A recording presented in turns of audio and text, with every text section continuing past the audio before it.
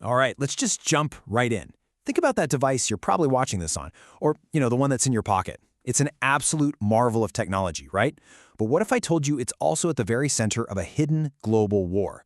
A war that touches everything, from geopolitics to basic human rights. Because you see, the real magic of our modern world, I'm talking smartphones, EVs, even the most advanced military tech, it's not just about the clever software. Nope. It's powered by actual stuff. Physical materials that are literally dug out of the ground. And without them, well, none of this works. And really, we're talking about two main groups of these materials. First up, you've got what they call the 3T minerals. That's tin, tantalum, and tungsten. Think of these as the quiet workhorses inside the circuits of pretty much everything from your iPhone to your laptop. Then you've got the rare earth elements, or REEs. These are the secret sauce for those super powerful, lightweight magnets that are absolutely vital for companies like Tesla and, believe it or not, for national defense. So this all leads to the big question, right? The one we're going to unpack here. We know what these minerals do for us, but what do they really cost? Because the journey from a mine, somewhere on the other side of the world, to the device in your hand, well, it's way more complicated and frankly a lot darker than most of us imagine. The whole problem, it really splits into two major crises that are happening at the same time. On one hand, you have this just devastating human crisis happening at the very beginning of the journey, where these minerals are mined, and on the other hand, you have a massive, high-stakes geopolitical showdown happening right in the middle of the supply chain. Okay, let's break that down. The conflict mineral problem, that's a human rights and ethics issue. You've got armed groups in places like the Democratic Republic of Congo who take control of these mines, often using forced and even child labor, all to fund their violence. Then you have the critical mineral problem. This is all about geopolitics and strategy. It's about how one single nation has managed to gain almost complete control over the processing of these minerals, creating a huge strategic vulnerability for the rest of the world. And this number, honestly, it's just staggering. It represents a total breakdown. You see, there have been all these systems put in place to try and make sure minerals are sourced ethically. But a 2022 study in a key area of the DRC found that only 20%, just 20%, could actually be confirmed as coming from validated, conflict-free mines. Let that sink in. The oversight systems we have, they're just not working. And this is what that geopolitical crisis looks like in one simple chart.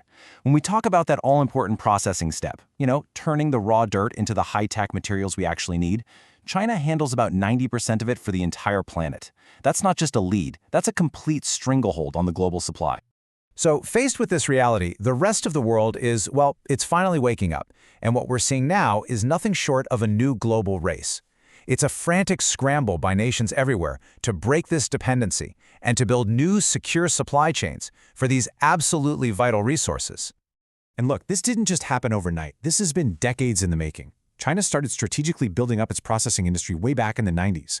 The first major wake-up call for everyone else was in 2010 when China briefly cut off rare earth exports to Japan, and the world suddenly saw how vulnerable it was. That led to things like the Mineral Security Partnership being formed. And now, in 2024, with all these new EV gigafactories coming online, the demand is just exploding, making this race more urgent than ever before. So the response to all this has been, well, a total reinvention of economic strategy. Governments are throwing out the old playbook and jumping back in with huge industrial policies like the Inflation Reduction Act in the US. They're forging new alliances, they're directly investing government money in mining and refining, and get this, the Pentagon itself is now directly financing new mines. That tells you just how serious this vulnerability is considered. And this isn't just some abstract global chess match. It's having a very real impact right here at home. I mean, just look at a place like Texas. This whole push to onshore the industry, to bring it back, is already kicking in over $25 billion to the state's GDP and supporting something like 40,000 jobs. So yeah, this has gone from a geopolitical game to a local jobs issue fast. But, and this is a really big but, here's where we get to the absolute heart of the challenge. Because your first thought might be, okay, simple, let's just go find more places to mine, right? But the problem isn't a shortage of rocks in the ground. The real bottleneck, the real problem, is something way more complicated. And don't just take my word for it. As a report from the Chicago Council on Global Affairs put it, just expanding our reserves of raw materials, it's going to do very little to actually lessen the dependence on China. The real issue, the crucial point, is what happens after you pull the ore out of the ground. So let's just quickly walk through the supply chain. Step 1, mining. Easy enough, you dig the stuff out of the ground. Step 3, manufacturing. You turn the finished materials into things like batteries and magnets.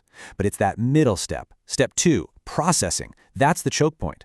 This is the super complex, super expensive, and environmentally tricky part where you refine and separate the minerals. And this is the step that China has completely mastered. So the obvious question is, why can't other countries just build their own refineries and catch up? Well, it is incredibly hard. First off, you need a massive amount of cash. We're talking over $500 million just to get one plant started. Then you have huge environmental challenges, and understandably, a lot of local opposition, partly because this process can create radioactive byproducts. On top of that, these things take years to come online, and there's a serious shortage of skilled workers who even know how to run them. So all of this, it brings us to a pretty tough conclusion, doesn't it? Our modern world, this amazing, connected, digital, and increasingly green world that we love, it all comes with a price. And right now, we're being forced to make some really difficult choices about what that price is and who has to pay it. This is probably the best way to think about this central problem. It's what some are calling a trilemma. We all want 3 things, right?